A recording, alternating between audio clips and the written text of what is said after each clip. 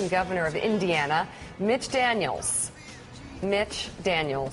He's going to run for president. We're thinking you still could maybe. Is there any time? Is there any way? Pull you in there? Would you want to? 777. I come up with your economic plan. What do you think? Looking at the field, don't you kind of want to? Jump in.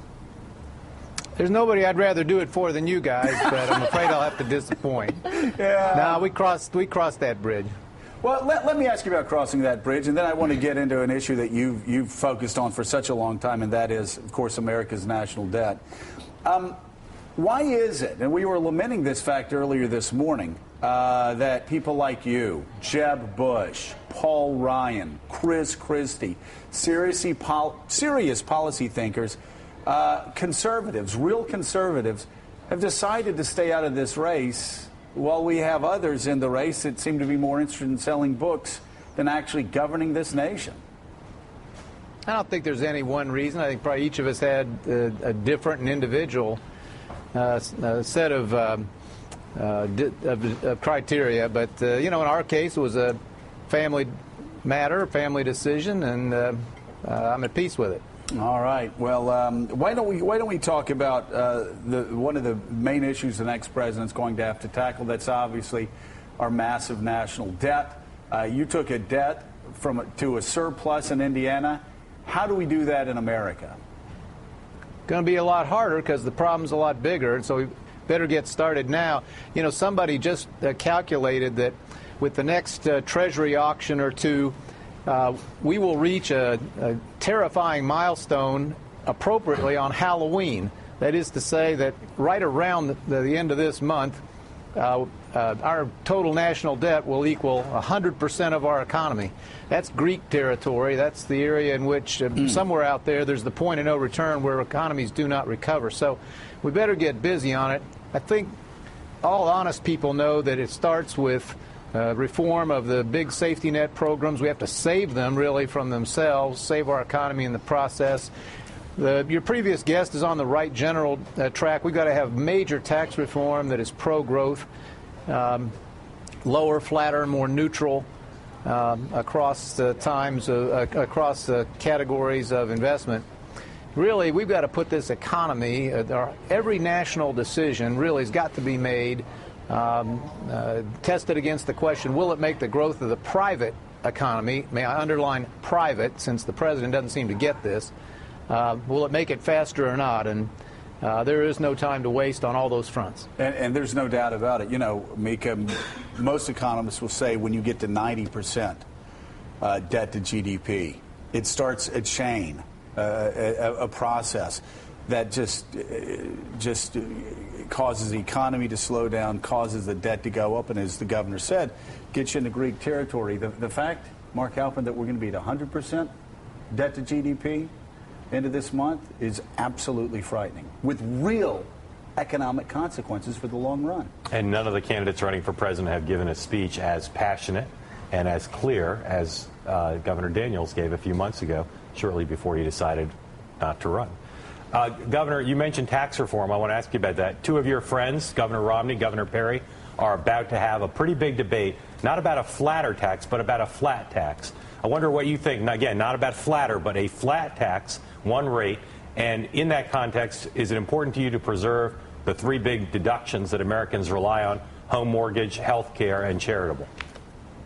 Flat tax is probably a good ideal target to shoot for. As in every other question you might ask, I'm prepared to listen to second or third best choices compared to the paralysis we're experiencing now. But yeah, in an ideal case, a flat tax, again, one like your previous guest talked about, that is structured one way or another to tax consumption as opposed to investment and savings and hard work. And on the second question, we have, yes, it ought to include at least some major change in the deduction. The deduction for health care has been a huge economic problem in this country. It ought to be individualized one way or another, let people make their own decisions about their health care. People say we didn't have any income growth the last 10 years. We had a lot of income growth, but it almost all went to cover the rising cost of health care. Employees never saw it in their paychecks because it was diverted in large part because of this special tax deduction. We have overinvested in housing for a long time in this country. And that's money that didn't go into building factories in Indiana and other places. And so, yeah, maybe you don't get rid of it, but perhaps a credit, something that helps people buy a house but has a limit and isn't open-ended, helping the wealthier more than everyone else. All right, as we pointed out several times, you've decided not to run for president. Of the Republicans who are, is there one that seems competent and capable in terms of dealing with the problems that we are discussing at the table this morning? No, not one. There are multiple people who seem competent and capable and have, I think, the right character for this, and I look forward to supporting one of them when he or she emerges. But no, I haven't picked one, and I'm not sure who'd care much if I had. I think actually there'd be a lot that would. I want to know, Wes? actually. Thanks. Governor, looking at the current debt trajectory that we have, I think we all can agree that this is not the doing of an administration, but administrations, that this has spanned over the process of decades. Now that you're the chief executive of a state, looking back at your time in retrospect at at OMB, what things do you wish you would have advocated for? What things do you wish you would have pushed for when you were sitting in the seat of the Office of Management and Budget? I guess I just wish I'd been more successful, more effective advocate.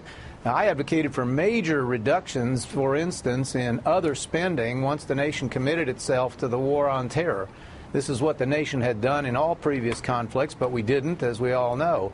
It's fair to point out that my failure in making that, in presenting budgets that suggested that, and in making that case for offsetting through lower spending, the additional costs of homeland security and the 2 wars we prosecuted, it's only fair to say that it was Republican Congresses for the time I was there that whose ears were deaf to that.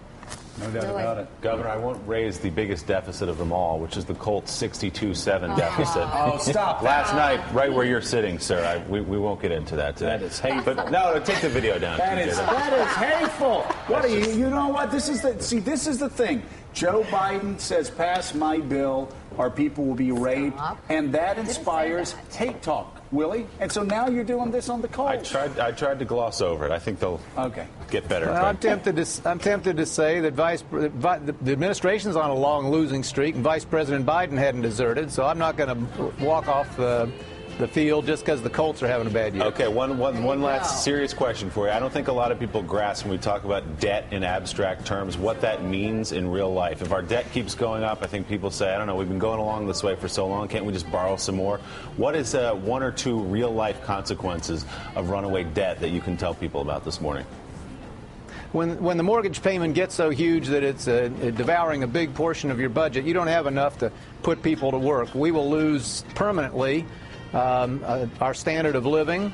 We will lose, worse than that, the American promise of upward mobility for all and a stable, hopeful middle class. We will lose our position of leadership in the world with all that means for peace everywhere. So the stakes could not be higher and the time could not be shorter. Governor Daniels, thank you very much. See, now, wouldn't he have been a great president? Yes, I think he would have been a great candidate. Great candidate, great president. He says it's behind him, but I don't know how that's possible. There's 20